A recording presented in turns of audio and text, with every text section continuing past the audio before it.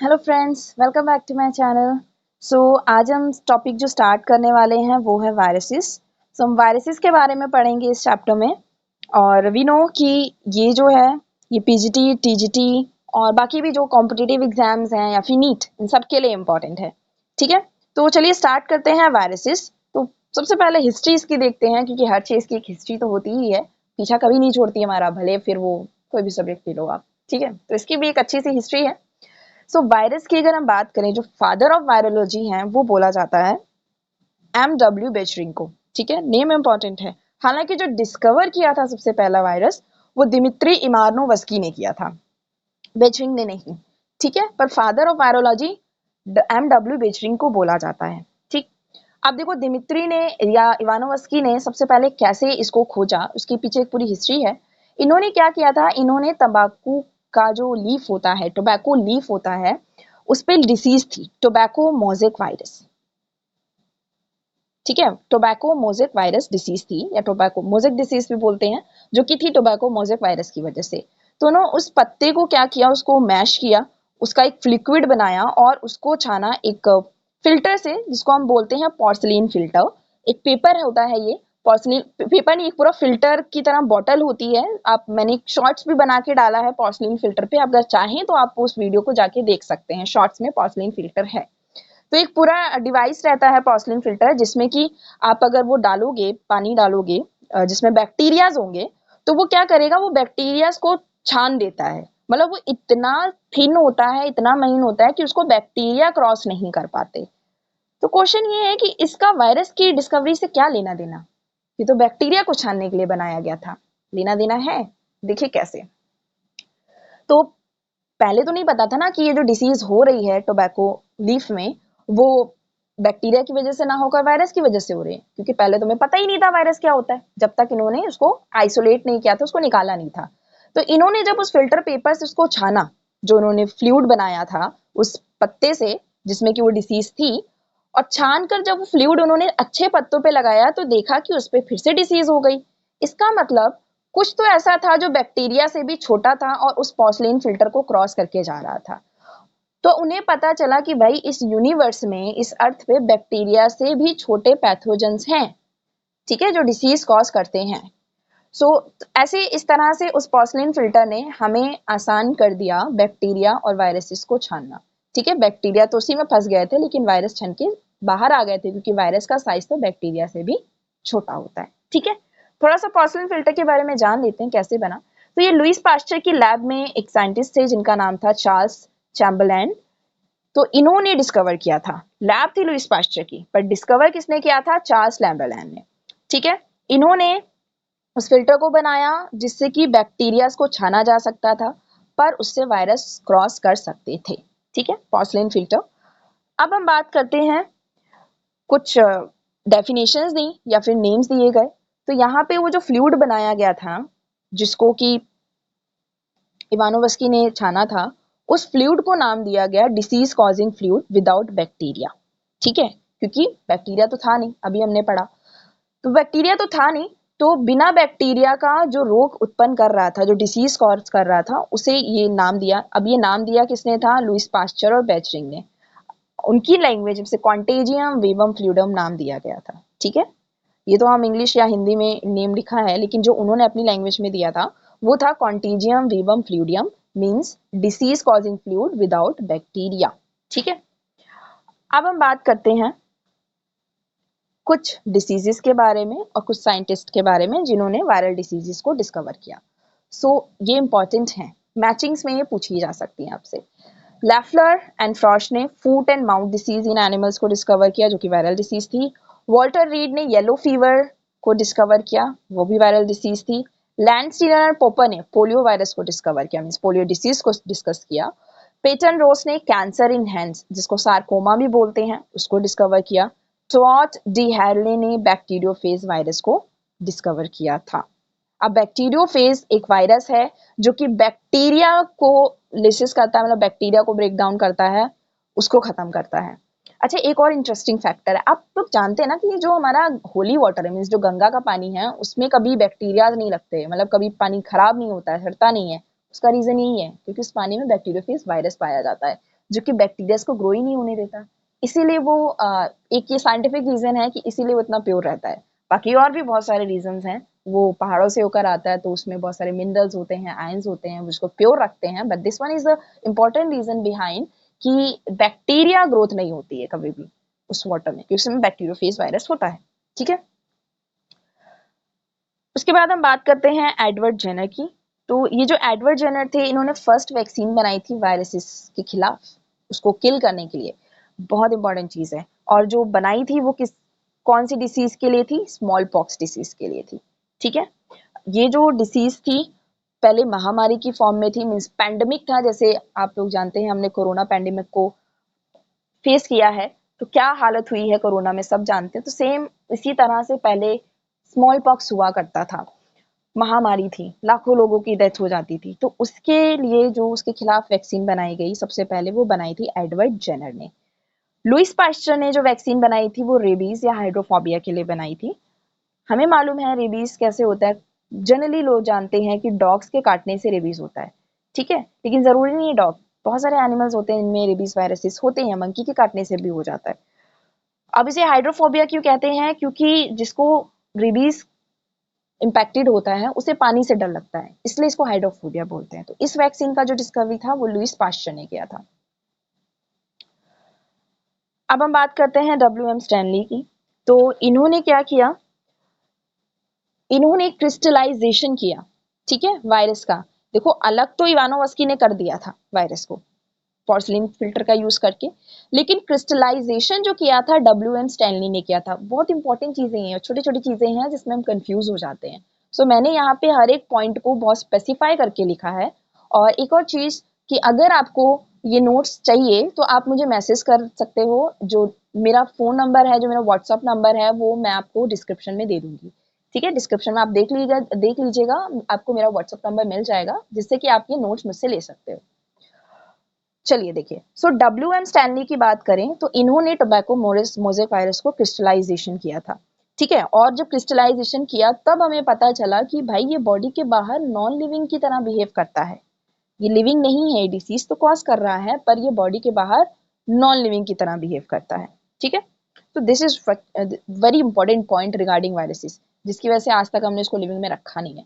ठीक है, दूसरी अगर हम बात करें साइज की, तो जो स्मॉलेस्ट वायरस है वो 10 नैनोमीटर या माइक्रोमीटर के बराबर होता है। एग्जाम्पल है पैरो वायरस, जो कि डायरिया कॉज करेगा। और लार्जेस्ट वायरस है वो 300 टू 400 नैनोमीटर के बराबर होता है, जो कि बैक्टीरिया, जो स्मॉलेस्ट बैक्टीरिया होता है ना, उसका साइज ये होता है, स्मॉलेस्ट बैक्टीरिया। और largest virus approx same size रहेगा। और ये पॉक्स वायरस है। अब हम बात करते हैं chemical composition and organisation of viruses की। So chemical composition and organisation की, हमारे जो वायरसेस बने किससे होते हैं? तो जो वायरसेस है ना, मेनली बना होता है न्यूक्लिक एसिड और प्रोटीन से। ठीक है, न्यूक्लिक एसिड में आपका DNA और RNA आता है, और प्रोटीन्स में डिफरेंट डिफरेंट प्रोटीन्स आएंगी जो कि इसका प्रोटीन शीट बनाएंगी। अच्छा, एक और चीज जो इंपॉर्टेंट है कि हम वायरस को नॉन लिविंग बोलते हैं, हालांकि उसके पास DNA है, जेनेटिक मटेरियल है, न्यूक्लिक एसिड्स हैं, जो कि किसी भी लिविंग ऑर्गेनिज्म का बहुत ही स्पेसिफिक कैरेक्टरिस्टिक है। तो क्वेश्चन ये है कि अगर उसके पास DNA है तो भी हमने उसको नॉन लिविंग में क्यों रखा है? उसका रीजन है एब्सेंस ऑफ प्रोटोप्लाज्म। प्रोटोप्लाज्म क्या होता है? साइटोप्लाज्म सुना ही होगा सबने, फ्लूइड होता है हमारे सेल के अंदर, प्लस न्यूक्लियस, इन दोनों को मिला के बोलते हैं प्रोटोप्लाज्म। तो ये दोनों ही चीजें एब्सेंट होती हैं किसी भी वायरस के अंदर, इसीलिए हम उसे लिविंग ऑर्गेनिज्म कंसीडर नहीं करते। हालांकि वो DNA और RNA रखता है, वो बॉडी में जाके रेप्लिकेशन भी करता है। ठीक है, उसके बाद भी हमने उसको लिविंग में नहीं रखा है। सो मेजर रीजन ये है। बाकी क्रिस्टलाइजेशन तो है ही, बॉडी के बाहर वो क्रिस्टल फॉर्म में आ जाता है। ठीक है, और मल्टीप्लिकेशन नहीं कर सकता वो बॉडी के बाहर हमारे, तो और भी रीजन है। इसके अलावा अगर हम बात करें तो वो जो वायरस है वो क्रिस्टलाइन फॉर्म में रहेगा बॉडी के बाहर, और आप उसको कल्चर नहीं कर सकते। जैसे बैक्टीरिया है, बैक्टीरिया को आप एक फ्लूइड मीडियम में, जैसे न्यूट्रिएंट मीडियम में, उसको आप कल्चर कर सकते हो बॉडी के बाहर भी, लेकिन वायरसेस को कल्चर नहीं कर सकते। वायरसेस को अगर कल्चर करना है, मतलब उनको ग्रोथ कराना है, उनको मल्टीप्लिकेशन कराना है, तो वो आपको बॉडी के या किसी लिविंग सेल के अंदर ही कराना पड़ेगा। खैर, ये कैरेक्टरिस्टिक्स आगे डिटेल में है जिसको हम डिस्कस करेंगे। अभी हम अपने पॉइंट पे आते हैं। सो कॉम्पोजिशन में क्या रहेगा? न्यूक्लिक एसिड और प्रोटीन, जीनोम, ठीक है, न्यूक्लिक एसिड ही इसका जीनोम है, मीन्स इसी को जीनोम बोलते हैं। तो इसका जो जीनोम होगा वायरस का वो या तो डीएनए होगा या तो आरएनए, दोनों एक साथ नहीं होंगे, ये मार्क कर लीजिए, दोनों एक साथ नहीं होंगे, या तो डीएनए होगा या तो आरएनए होगा, ठीक है। ये डिफरेंट डिफरेंट वायरसेस हैं। अब यहाँ पे देखिए जो हेलिकल वायरस है इसका जीनोम है आरएनए, और ये जो पॉलीहेड्रल वायरस है इसमें जीनोम आपको डीएनए दिख रहा है। स्फेरिकल वायरसेस की बात करें तो आरएनए है, और कॉम्प्लेक्स वायरसेस में डीएनए आपको दिख रहा है जो कि बैक्टीरियोफेज है। ये टोबैको मोज़ेक वायरस का डायग्राम है, ये एसिड उसका एड्स का डायग्राम है, और ये बैक्टीरियोफेज का डायग्राम है, ठीक है। तो सब में आप यहाँ पे देख रहे हो कि अलग अलग जेनेटिक मटेरियल आपको मिल रहा है, सबका स्ट्रक्चर अलग है, मेम्ब्रेन अलग है, अलग अलग प्रोटीन से बनी होती है।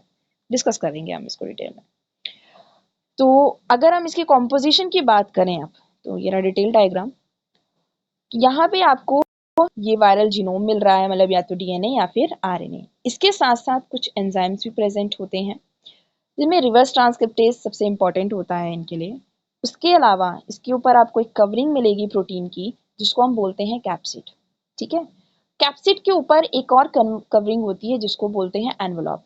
अच्छा, अब ये इंपॉर्टेंट है, ये जो एनवेलप कवरिंग है ना, सारे वायरसेस में नहीं होती, कुछ में एब्सेंट होती है, कुछ में प्रेजेंट होती है। तो ये एक्सेप्शनल इन द सेंस कि सारे वायरसेस अपने पास नहीं रखेंगे इसको। आपको जीनोम सब में मिलेगा, आपको कैप्सिड सब में मिलेगा, पर एनवेलप सब में नहीं मिलेगा। और ये जो एनवेलप है ये हमारी ही सेल मेम्ब्रेन की तरह लिपिड्स और प्रोटीन से बना होता है, ठीक है। इसका कॉम्पोजिशन मैच करता है हमारी सेल मेम्ब्रेन से, लिपिड्स और प्रोटीन से बना होता है।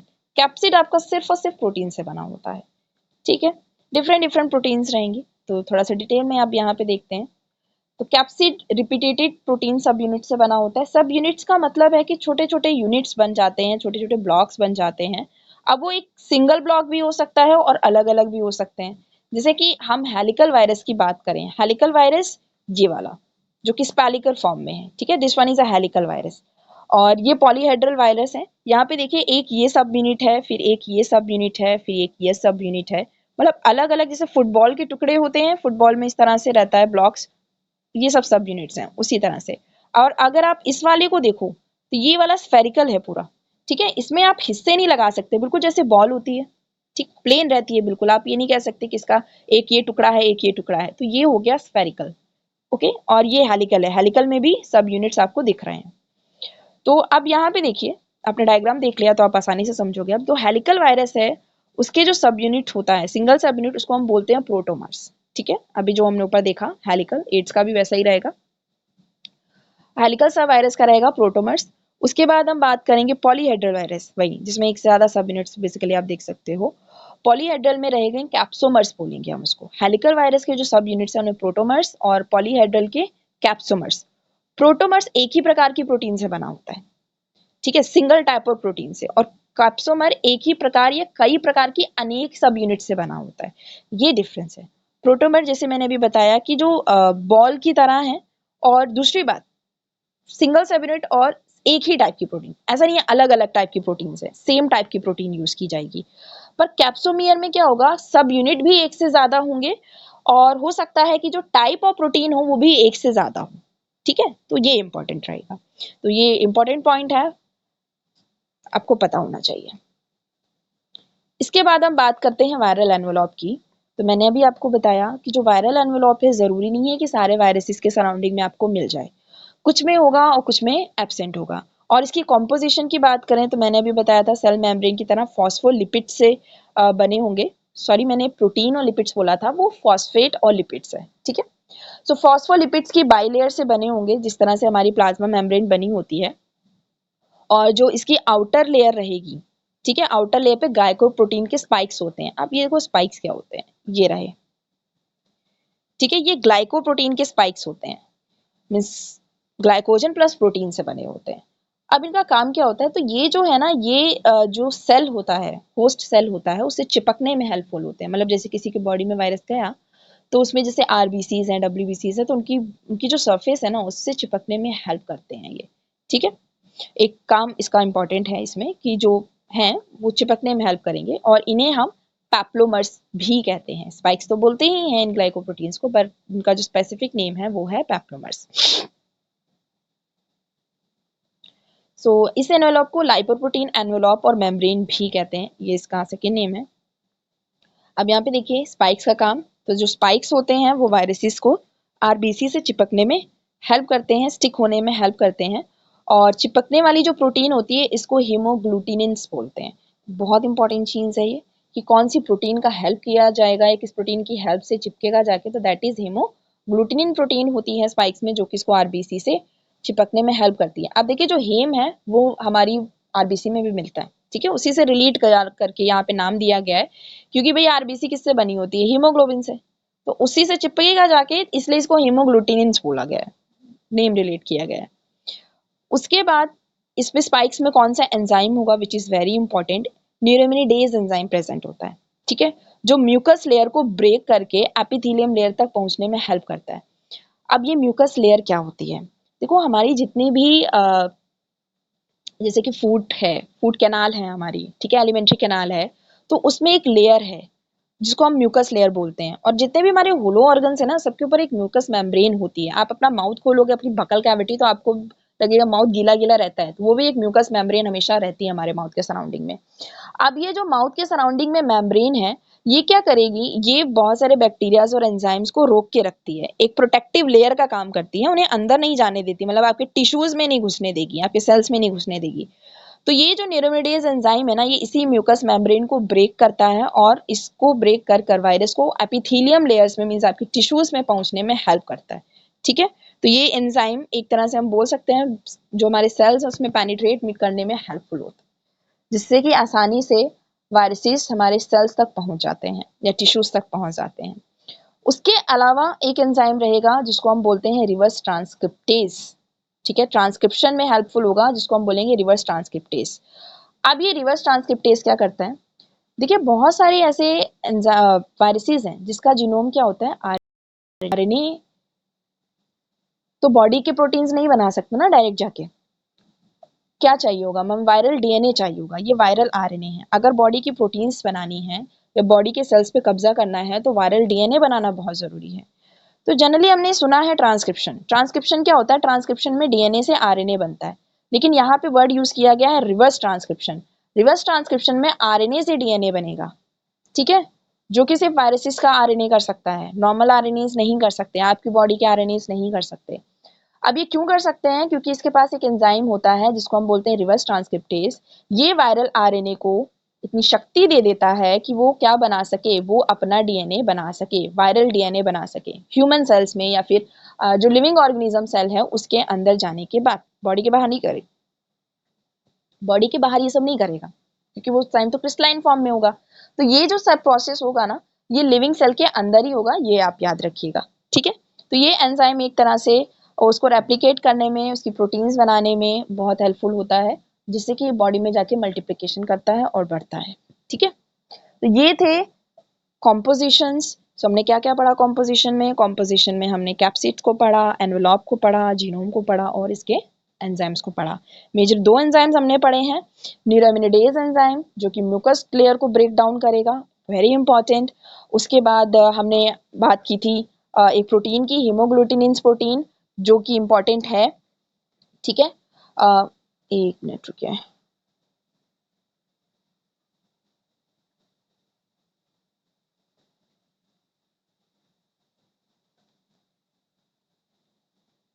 चलिए अब हम बात करते हैं करेक्टरिस्टिक्स ऑफ वायरसेस की। तो स्पेसिफिकली मैं आपको बता रही हूँ उसके बारे में, बाकी यहाँ पे सब कुछ दे रखा है, आप जब नोट्स पढ़ेंगे तो आपको एवरीथिंग सब कुछ मिल जाएगा वेरी डिटेल में, ठीक है। तो अगर हम वायरस की बात करें तो वी नो कि ये लिविंग और नॉन लिविंग दोनों की तरह बिहेव करते हैं, ठीक। क्यों भाई, तो लिविंग कैरेक्टरिस्टिक्स क्यों है, मैंने भी आपको बताया कि इसके पास क्या होता है, इसके पास खुद का जीनोम होता है भाई, डीएनए और आरएनए होता है, और बॉडी में ये जाके मल्टीप्लिकेशन भी कर रहा है, ये रेप्लिकेशन भी कर रहा है, ठीक है। रेप्लिकेशन का मतलब कि ये डीएनए से आरएनए भी बना रहा है और रिवर्स ट्रांसक्रिप्शन भी कर रहा है, डीएनए से डीएनए भी बनेगा इसका, ठीक है। खुद का जेनेटिक मटेरियल भी मल्टीप्लिकेशन करेगा खुद के डीएनए को। अगर वायरल डीएनए है तो वायरल डीएनए क्या करेगा, डीएनए से डीएनए भी बनाएगा, लेकिन अगर आरएनए है तो आरएनए से डीएनए बनेगा, मतलब रिवर्स ट्रांसक्रिप्शन होगा। तो ये रेप्लिकेशन, ट्रांसक्रिप्शन, रिवर्स ट्रांसक्रिप्शन ये सब कर रहा है, बॉडी में जाके मल्टीप्लाई हो रहा है, खुद को इंक्रीज कर रहा है नंबर्स में, ठीक है, और इसके पास खुद का जीनोम है। तो ये सारी चीजें किसका कैरेक्टरिस्टिक्स हैं, लिविंग ऑर्गेनिज्म का। और दूसरी बात, ये पैथोजन है, ये हमें बीमारियां दे रहा है, ठीक है, पर इसे ऑब्लिगेटरी पैथोजन बोलते हैं या ऑब्लिगेटरी पैरासाइट बोलते हैं। अब ये ऑब्लिगेट पैरासाइट क्यों है?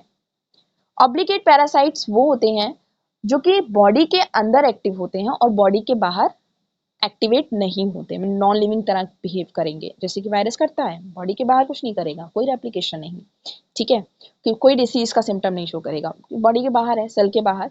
तो फ्री नेचर में, फ्री नेचर का मतलब है कि जब होस्ट सेल से बाहर होगा तो कोई भी लिविंग ऑर्गेनिज्म का कैरेक्टरिस्टिक नहीं शो करेगा और पैरासाइट वाला कोई भी सिम्टम शो नहीं करेगा, इसलिए हम इसे ऑब्लिगेट इंटरसेलुलर पैरासाइट बोलते हैं। जब तक ये किसी लिविंग सेल के कांटेक्ट में नहीं आता है, ये अपनी कोई एक्टिविटी नहीं करेगा, ठीक है। और ये किस फॉर्म में रहेगा बॉडी के बाहर? क्रिस्टलाइन फॉर्म में रहेगा, मतलब नॉन लिविंग थिंग की तरह रहेगा। और एक चीज और रीजन जिसको हम नॉन लिविंग मानते हैं कि इसमें क्या नहीं था, इसमें प्रोटोप्लाज्म एब्सेंट होता है, जो मैंने आपको पहले भी बताया कि प्रोटोप्लाज्म एब्सेंट होने की वजह से हम इसे नॉन लिविंग मानते हैं। तो ये डिफरेंट डिफरेंट इसके रीजंस हैं जिसकी वजह से हम इसे लिविंग या नॉन लिविंग में कंसीडर कर रहे हैं, दोनों में से किसी में भी कंसीडर नहीं कर पाते हैं। अब यहाँ पे देखिए एक इम्पॉर्टेंट चीज़ ये दे रखी है कि यहाँ पे ये जो सर्वाइव करेगा वो जो पीएच होता है वो 5 to 9 के बीच का जो पीएच है, तो स्पेसिफिक पीएच है सर्वाइव करने के लिए। ये भी एक लिविंग ऑर्गेनिज्म का कैरेक्टरिस्टिक है, ठीक है, क्योंकि एक लिविंग सेल या एक लिविंग बॉडी इंपॉर्टेंट है उसके लिए कि सराउंडिंग कैसी है, पीएच कैसा है, ठीक। यूवी ट्रीटमेंट की लाइट से इसको ब्रेक डाउन किया जा सकता है, इसको खत्म किया जा सकता है, डिस्ट्रॉय किया जा सकता है ये सेल्स, ठीक है। और ये टेम्परेचर, रेडिएशन, केमिकल सब्सटेंसेस की टुवर्ड रिस्पॉन्स करेंगे, लेकिन कब? जब लिविंग बॉडी के अंदर होंगे तब, ठीक, तब रिस्पॉन्स करेंगे। They can be crystallised, this is the non living characteristics. और ये सेंसिटिव होते हैं इंटरफेरॉन्स। इंटरफेरॉन्स हमारी बॉडी में बनती हैं जब आपकी बॉडी में कोई वायरस एंटर हो जाता है, ठीक है। ये स्पेसिफिक प्रोटीन्स होती हैं जो कि एंटीवायरल होती हैं। एंटीवायरल मतलब वायरस को खत्म करने के लिए बनाई जाती हैं। एंटीबायोटिक्स वो होते हैं जो बैक्टीरियाज को खत्म करने के लिए बनते हैं। दोनों ही पूछे जाते हैं और फिर हम कंफ्यूज हो जाते हैं। सो याद रखिएगा, एंटीबायोटिक्स बैक्टीरियाज को किल करते हैं और इंटरफेरॉन्स ऐसी प्रोटीन्स होती हैं जो कि वायरसेस को किल करती हैं और ये हमारी बॉडी के अंदर बनती हैं, ओके। तो ये इसके कैरेक्टरिस्टिक्स थे। अब हम आते हैं classification of viruses on the basis of genome पर। तो ये जो है, ये टर्म हम कल डिस्कस करेंगे, मीन्स हमारी नेक्स्ट क्लास में इसको हम स्टडी करेंगे कि क्लासिफिकेशन क्या है वायरसेस का, किस किस बेसिस पे हमने इसको डिवाइड किया है, इसको हम डिटेल में पढ़ेंगे। आज के लिए हम इतना ही रखते हैं। Thank you, bye bye, and do subscribe my channel.